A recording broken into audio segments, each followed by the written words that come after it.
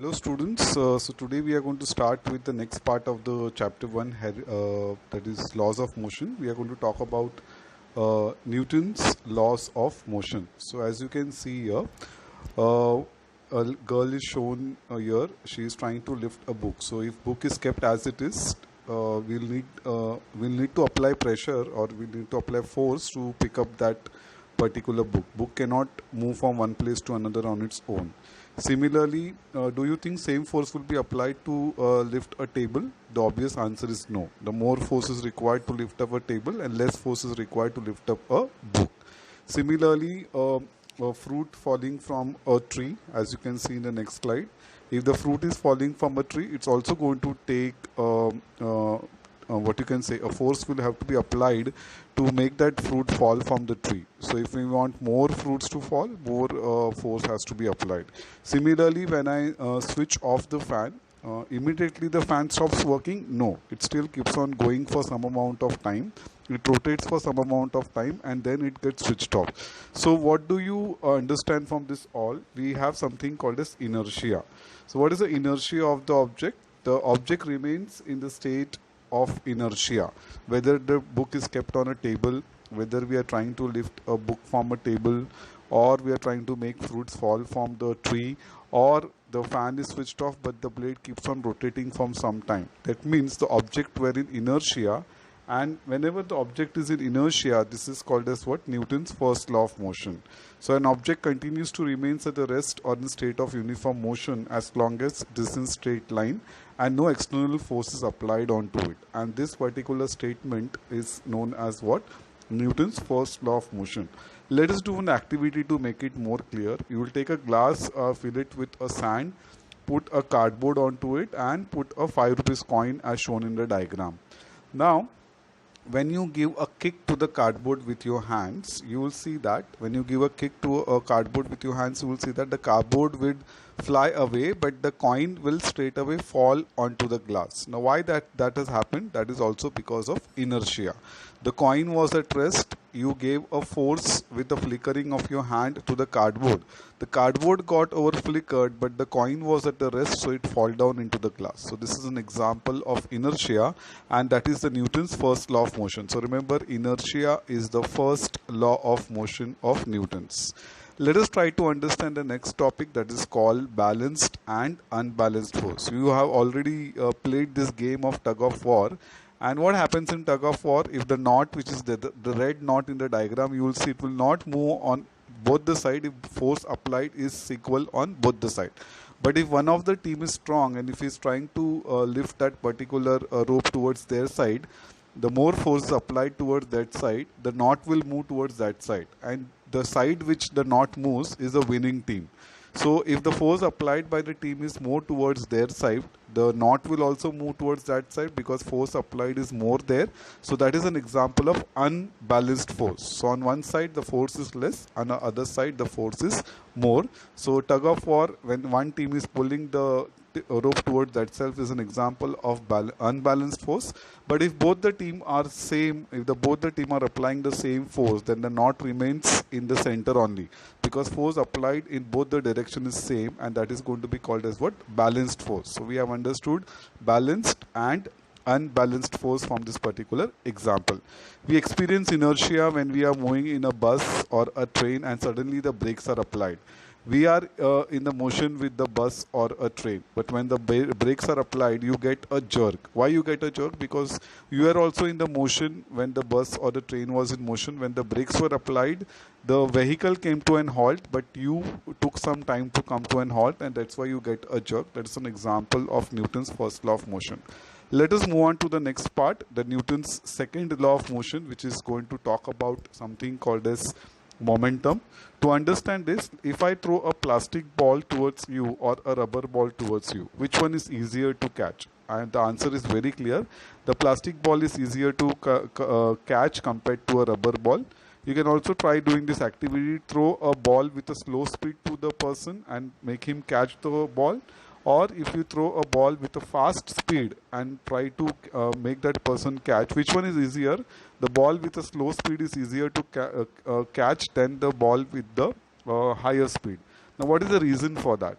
So the effect of force applied depends on two things of the object. One is the mass of the object, and second is the force applied on the object. Okay, so mass and the force applied on the object decides the effect of the force applied on the object, and this term is called as what? Momentum. So effect of one object striking another object depends upon the mass of the former objects and velocity of the former objects, and this property was termed as momentum by the Newton, and therefore momentum is considered as a second part of second law of motion.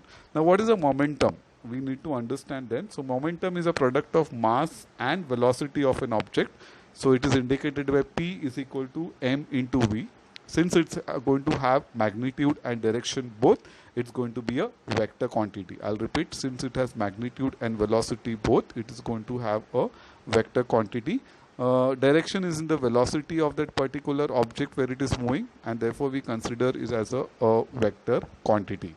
Now, in SI system, momentum is measured in kilogram meter per second. Remember this, in SI system, it's measured in kilogram meter per second, and in CGS system, it is measured in gram centimeter per second. So you should be knowing how the momentum is measured in SI unit and the CGS unit. Now let us try to derive the equation for the momentum.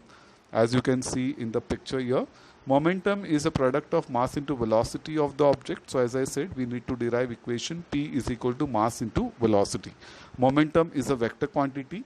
Now the rate of change of momentum is proportional to the applied force, and change of momentum occurs in that particular direction of the force. So more force you apply, more is going to be the momentum. Less force you apply, less is going to be the momentum. Suppose you have two objects with initial velocity u and final velocity v, with mass m and force applied F onto that particular object. The initial momentum of the object is mu, and final momentum of the object at time t is nothing but mv. So mu is the initial momentum and mv is the final momentum. So what is the rate of change of momentum? It's change in momentum upon time. So final momentum mv minus initial momentum mu upon t. So m becomes common, v minus u upon t. We know v minus u upon t is nothing but a, and therefore the equation becomes m into a, directly proportional to the force, because you know the force applied decides the momentum of that particular object. So to remove the proportionality sign, I am putting a constant k which has a value 1. So if the proportionality sign is removed, the equation becomes F is equal to k m a. The value of k is 1, therefore the final equation becomes F is equal to mass into acceleration, where mass is the momentum, m is the momentum of the object, a is the acceleration of the object, and F is the force applied on the object. So we have understood momentum is one of the important criteria according to the second law of motion. Imagine two balls are there and initial time 0. I am starting at time t0.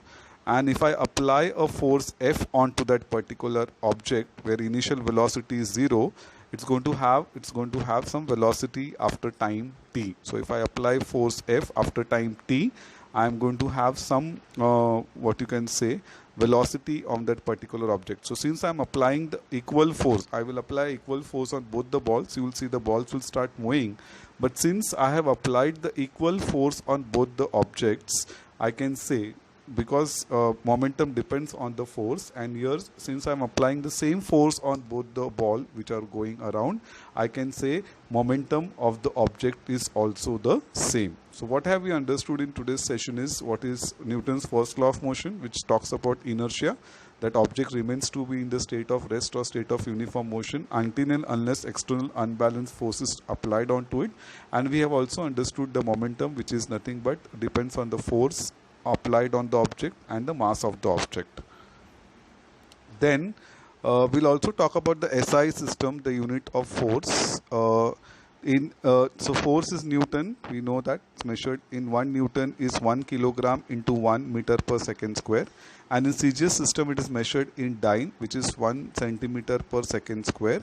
So in SI system, force is measured in Newton. 1 Newton is 1 kg into 1 meter per second square.